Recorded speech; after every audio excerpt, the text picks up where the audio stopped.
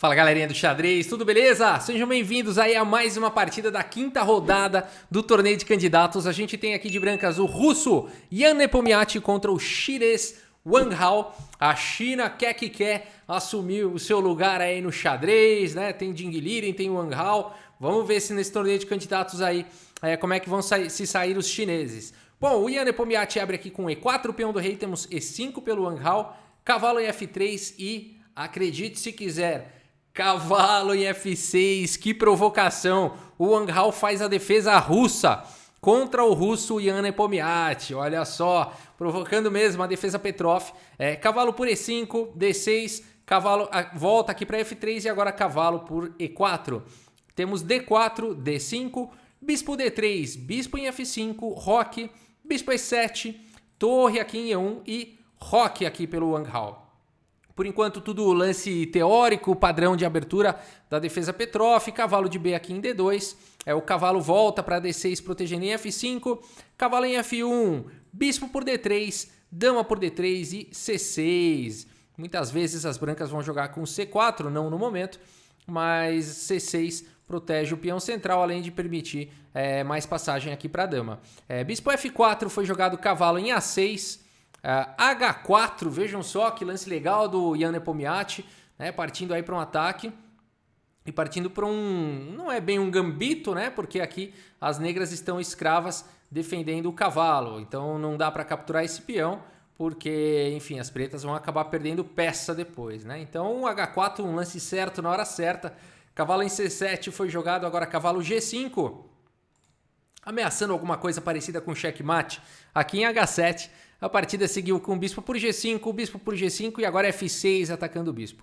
O bispo volta para F4 e a gente tem essa batalha de peças menores aqui no tabuleiro, cavalo e bispo contra dois cavalos. Claro, além das peças pesadas, a partida segue com dama D7, cavalo G3, de olho nessa casa aqui de F5, olha que casa bacana. Torre de A em E8, bispo por D6, é isso. O Ian Nepomniachtchi elimina o cavalo, que é o defensor aqui da casa de F5. Depois de dama por D6, cavalo em F5. O cavalo do Kasparov, né? Toda vez que um cavalo chega nessa coluna, nessa casa de F5, né, de brancas, ou F4 de negras, a gente fala que é o cavalo do Kasparov. É um cavalo muito perigoso. A dama está atacada, a partida segue com dama D7 e agora dama em H3, passando a dama para a coluna H, com ideias de avançar o peão. Rei em H8 foi jogado, H5, torre por E1 cheque, torre por E1 e torre E8. O Wang Hao desesperadamente procura a troca de peças, tá ficando perigoso o ataque do Ian Nepomniachtchi, esse cavalo na quinta. A partida segue com torre por E8 cheque, cavalo por E8 e G4. Então aqui protegendo o cavalo, talvez com ideias de jogar com a dama aqui em E3. A6 foi jogado, B3, dama em E6 e agora o cavalo aqui para E3, bloqueando a dama adversária. Cavalo em D6, H6, um lance que incomoda demais. Esse lance, enfim, não seria muito bom para as negras capturarem esse peão e ficarem com uma estrutura de peões completamente detonada. Então, na partida seguiu-se com G6, mas esse peão aqui, psicologicamente até falando, ele incomoda demais, né? Porque o rei fica sem saída, qualquer cheque na fileira do fundo vai levar para checkmate, ele dá uma casa de apoio para a peça. Se você colocar uma peça em G7, bom, se for a dama é checkmate, mas qualquer peça em G7 fica muito forte, né? Então esse peão incomoda demais. C4 aqui pelo Ian Nepomniachtchi, uma ideia muito interessante, oferecendo um peão aqui. A partida seguiu com D por C4, B por C4. Nesse momento eu estava ao vivo na live do Cricor, que foi muito interessante, inclusive, ter participado. Também teve participação do Rafael Chess, foi bem divertido. E aqui a gente ficou imaginando o que fazer depois de cavalo por C4, né? Será que o Wang Hao poderia capturar? Não foi o lance jogado, mas cavalo por C4 e dama por C4.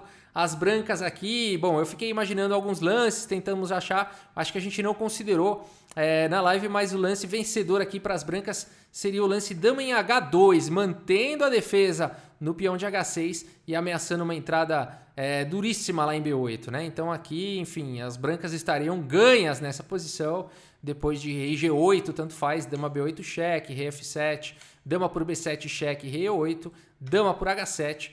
a gente teria um final melhor. Aqui vencedor para as brancas. Mesmo o dama F7 tentando segurar tudo, viria a dama por F7 cheque, rei por F7. E esse é um final vencedor para as brancas, porque as negras vão ter que perder muitos tempos para capturar aquele peão. Por exemplo, F4, G5, F5, e agora as pretas vão ter que perder um monte de tempo aqui para capturar esse peão de H, e as brancas fazem a festa. Por exemplo, rei G8, rei F1, rei H7, rei E2, rei por H6, dá até para jogar um D5 aqui, já ameaçando imediatamente capturar ou passar, forçando as negras tomarem D5, e aí simplesmente o rei se aproxima, rei D3, rei G7, rei D4, rei F7, rei por D5, e as brancas estão vencedoras nesse final, né? Rei E7, rei C6, rei D8, dá até para vir para esse peão primeiro, rei D6, rei C8, rei E7, rei C7, rei por F6, né? Esse é um final completamente vencedor para as brancas, portanto não dá, olha só que interessante, né? Não dá para capturar esse peão, porque as brancas vão para um final melhor depois de trocar em C4 e jogar dama H2. Bacana, né? Bem interessante. A partida seguiu com rei G8 aqui pelo Wang Hao e agora dama em H2 de qualquer maneira. Rei em F7 foi jogado e agora o incômodo C5 atacando o cavalo vem para B5, um contra-ataque interessante do Wang Hao. E agora dama B8, um lance intimidador, um lance perigosíssimo. Só existe uma maneira de se defender nessa posição.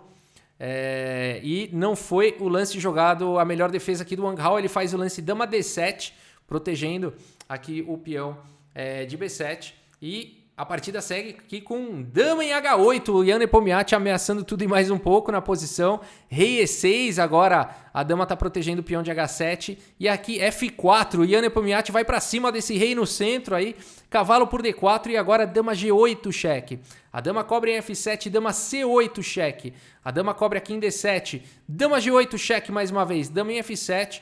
E aqui não há repetição de lances porque o próximo lance é dama D8. Tá ameaçando alguma coisa parecida com checkmate aqui em D6. A partida segue com dama D7 não permitindo e agora F5 indo para um final vencedor. Depois de G por F5, G por F5 cheque. Não há uma maneira do rei fugir desse cheque. Não pode vir para D6 nem para E7. Não há uma maneira do rei continuar protegendo a própria dama. Portanto, cavalo por F5 foi jogado. Mas agora dama por D7 o cheque, rei por D7 e cavalo por F5. A partida segue com rei E6, cavalo E3 e nessa posição o Wang Hao abandona a partida. Esse final... eu comentei com o Cricor, a gente imaginou que poderia seguir para um final como esse alguns momentos antes, e a gente comentou que não fosse o peão aqui das brancas na coluna H, talvez esse final pudesse, as pretas pudessem brigar aí pelo empate. Mas nessa posição realmente é um final vencedor para as brancas. Vamos dar uma olhada no relatório do chess.com, depois eu volto para comentar algumas coisas. Será que o Wang Hao não tinha nenhuma defesa lá? Eu comentei que tinha uma, né? Vamos dar uma olhada. Bom, olha só, 98,9% de precisão aqui para o Jan Nepomniachtchi, 98,5% de precisão para o Wang Hao.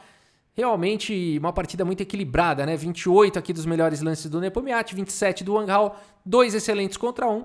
6 lances bons para o Nepomniachtchi, 7 para o Wang Hao, 6 lances aí de livre. E olham só, o Jan Nepomniachtchi fez uma imprecisão só na partida inteira, mas o Wang Hao fez uma imprecisão, fez um erro que custou a partida, né? A gente vê aqui no gráfico que realmente estava bem equilibrada, mas no momento que o Wang Hao fez o erro, aí o Jan Nepomniachtchi partiu de forma avassaladora, né? Vamos dar uma olhada na análise, porque aqui é muito interessante o que aconteceu, né? Dama B8, vejam como intimida demais, né? É muito difícil das negras encontrarem.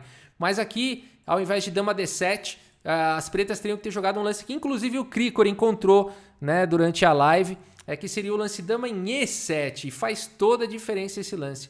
Depois de dama H8, com a mesma ideia, aqui rei E6, né? As pretas estão protegendo.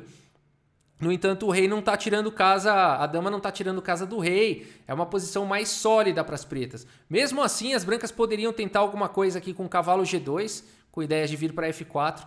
As pretas poderiam jogar cavalo por D4 e depois de cavalo F4 cheque, rei E5, rei valente, mas acredite se quiser, esse rei está sólido aí. Depois de, por exemplo, dama G7 e dama aqui em D8, as brancas poderiam ainda tentar um sacrifício lá em G6, cavalo por G6, cheque, e depois de H para o G6, H7, parece que as brancas estão ganhas aí, mas as pretas teriam um recurso aqui, o único lance salvador, cavalo em E6 atacando a dama. E aí depois de dama G8, mais uma vez parece que as pretas não têm mais esperanças, porque agora as brancas vão ficar com 2 damas, mas as pretas teriam contra-jogo com dama D1 cheque, e depois de rei H2 única, para não levar checkmate, dama D2, permitindo as brancas ficarem com 2 damas, e depois de H8 promovendo para a dama, as negras teriam dama por F2 cheque, e aí as brancas teriam que jogar rei H1. Se jogar rei H3, cavalo G5 entrega checkmate imediatamente. Então teriam que jogar rei H1 e aí a gente teria empate perpétuo. Aqui, claro, as pretas com uma dama a menos, né? Praticamente teriam que ficar dando cheque e as brancas não iam poder ir para H3 e teriam um empate, né? Então esse recurso defensivo aqui na posição teria que ser realmente o lance dama E7. Vocês veem que detalhe, né? Como é que pode a gente acertar que dama E7 salva tudo e dama D7 leva a derrota, né? Pois é, o xadrez é assim muitas vezes. Um mínimo detalhe, né, faz a diferença para, enfim, ou empatar ou para perder. E nesse caso, isso aconteceu, né? Olha só, uma vitória importante do Nepomniachtchi muda tudo aqui no torneio de candidatos. Vamos dar uma olhada aqui, ó, na classificação ao final da 5ª rodada. Olha lá. Jan Nepomniachtchi com essa vitória fica na primeira colocação, então com 3,5 pontos. O francês MVL com 3 pontos na segunda colocação. Da terceira à 5ª colocação a gente tem aí o Grischuk, o Caruana e o Wang Hao empatados com 2,5 pontos. E com 2 pontos a gente tem o Kirill Aleksenko, o Guiri e o Ding né? Então é isso, esse é o status aí ao final da 5ª rodada. Lembrando que o torneio são 14 rodadas. Então ainda tem muita coisa aí para acontecer. Beleza, pessoal? É isso. Muito obrigado pela audiência. Um grande abraço para todos vocês e até a próxima. Valeu!